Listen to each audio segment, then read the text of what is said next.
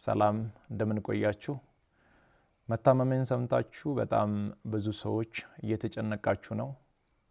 መታመሜን የነገርኳችሁ እንድትጨነቁ ፈልጌ ሳይሆን እንድትጸልዩልኝ ስለሚፈልግ ነው።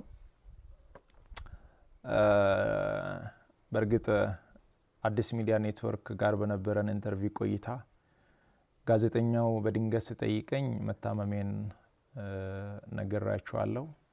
አሁንም ቢሆን ሁላችሁም በየእምነታችሁ እንድትጸልዩልኝ እፈልጋለሁ።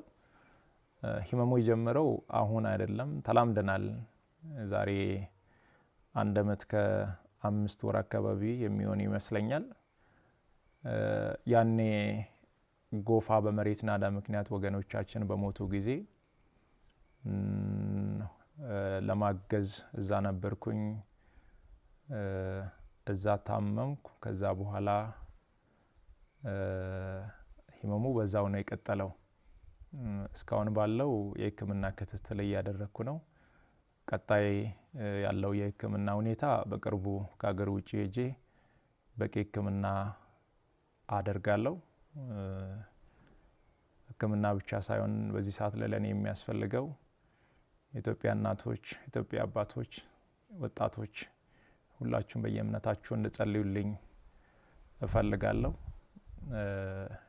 እኔ ወደ ህክምናው እስከሚሄድ ድረስ የታመሙ አልጋ ላይ ያሉ ወገኖችን እያሳከምን እንቆያለን።